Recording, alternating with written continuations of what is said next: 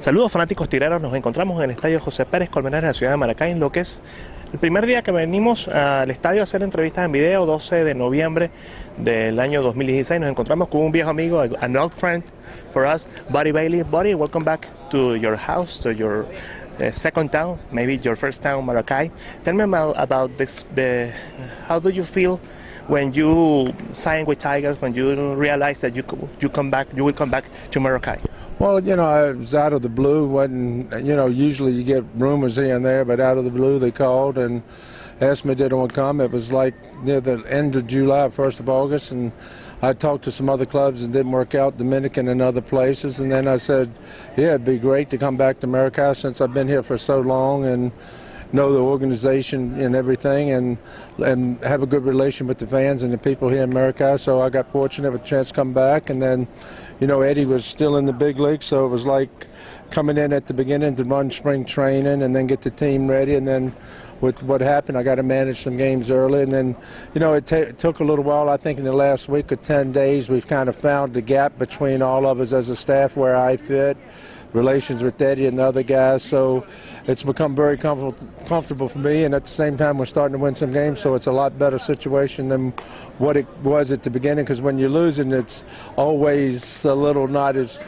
comfortable as anybody likes, but now that we're winning and playing a lot better baseball and got some of the veteran guys here playing good, it's a very comfortable situation for me, and hopefully the team continues to get more comfortable with me. There's a lot of new players here I haven't been around, but for me, I'm learning some players' personalities and different things, so I'm getting more comfortable every day. Which difference between the Tigers that you left, the Tigers that you meet in this season? Well, it's always a difference. When I was here before, I was with those guys every day from the get-go, and a lot of them come in trades, the Mazza, Jimenez, Marino, and all these guys, and kind of was there every year from day one, spring training through the end of the season, and you got to know them really well, and it's still a learning process for me what some of the players can and can't do, and if I'm asked the question, I want to be able to give them the best professional evaluation that I have and over time. And now that you're seeing guys play 6, 8, 10, 15 games, some of these new guys feel like you're getting a grip on who can do what and what they can't do, and then if Eddie asks questions, they're able to give him a true scouting evaluation of what I feel. Which things do you do in this role with Tigers? Well, you do. I do. Everybody's kind of like different things you do. I try to keep stats. Eddie asks about a matchup here and there. What would you do here? Sometimes I might slide over and say, hey, if we do this here, or we get to this spot in the batting order, maybe improve the team defensively, or do you want to have so-and-so ready? Or a lot of times I kind of have an idea what Eddie's going to be thinking in an inning or two, so I'll just go tell guys, hey, be ready to pinch hit here. Make sure you lose the run, because we get to this situation, you're probably going to go. So hopefully I try to stay proactive enough that when he asks, that I can tell him, hey, they're already ready for it, because he's got enough other things going on in his mind that you try to think as a manager what the game's going to throw at you, what the situations may be, and that way you've been fair to the player to have him prepared, and then Eddie doesn't have to take all of his energy planning everything at the last minute, that some guys are ready to go when he needs them. Who take the decision to change the pitcher, you or Eddie? Oh, I'm not. No, that's Eddie and Willie's discussion. When I managed, I was a part of that, but Eddie and Willie do that. And what's your relation with Willie Collazo? Great. I'm getting along. First time I've been around Willie. That he came in at spring training, and then when I was managing games, obviously he was right there all the time. But I can generally say, coming into the organization, kind of the new guy on the block, even though I'm the old guy on the block in ways, I'm the new guy on the block. Me and Castro, I had managed here with Tigres.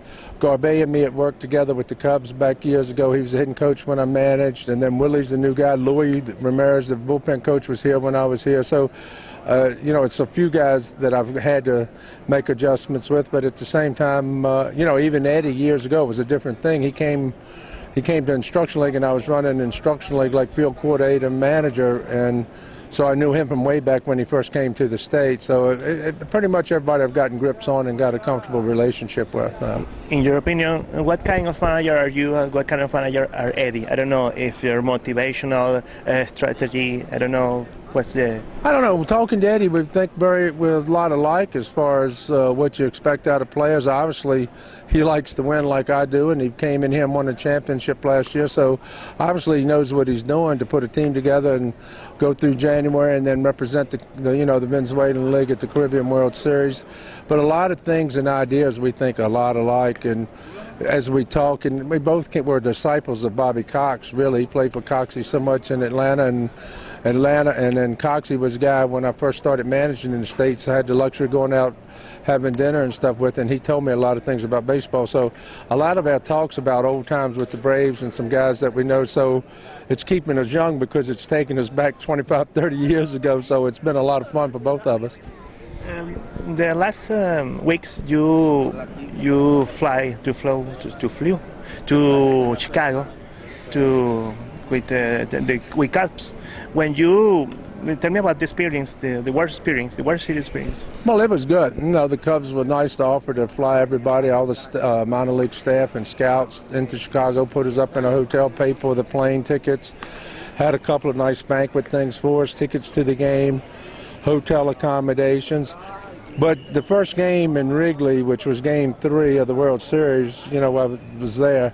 It was really crazy. The city hadn't had the World Series in so long, and having just came off the win in Cleveland to make it 1-1, it was crazy because the stadium was packed, and then outside it was probably 8,000 or 10,000 people outside the stadium. The only problem was after the game, it was a 1-0 game, so nobody left the game early. When we tried to go out, it was so crowded on the streets, it took about an hour to walk one block, which was kind of crazy. And then to get back to the hotel, they had blocked off probably 8 blocks in every direction of the stadium with no cars going because there's going to be so many people walking. They had a subway, but it was so crowded I didn't want that, so I ended up walking about 2 miles to find a taxi to get me back to the hotel. But it was a great experience, a lot of fun. And before that first game, they let all of us scouts and minor league development people, they gave us a Under Armour shirt, and we walked around the field on a presentation like at 45 minutes before the game. So then we just walked around and got acknowledged, and then we went and sat in the seats to watch the game. Of course, we had to have a couple beers. It was nice for me. It's the first baseball game I've been to in so many years that I could actually be a fan, to have some peanuts and drink a beer. So it was a lot of fun. Unfortunately, we didn't win. The last question for me, when you saw Cubs win the World Series, did you remember Tiburones de la Guaira, or did you remember your first experience with Tigers? A little bit, but this was so unique because, I don't know, you always think about championships, but more so that for the Cubs in a way, because it's been so long, and almost all those young kids I was at AA, I had, Schwarber, Bryant, Russell, Willie Contreras, Baez, Hendricks, the pitcher. So a third of that major league club is 26 and under, and probably 8 or 10 of them I've managed for a year or more in the minor league. So to see them blossom into big league players and being able to overcome history, the GOAT, whatever you want to call it, and the first time in 108 years is rewarding. Just like when I was managing here at Tigres, having not won in 29 years, to have a group of young guys and hang around with them time after time and be able to win, it's rewarding. And you always like to think, the players have to perform and the teams win, but you always like to think that you had a part in some of the success that the players have and as a team and as an organization. Under pressure for the players and for the organization. I think maybe some of our players are so young they didn't realize the pressure. But, like I've always said, pressure is a word that should never enter anybody's mind, because if you prepare properly, there should be no pressure, because once you prepare properly, you should feel confident.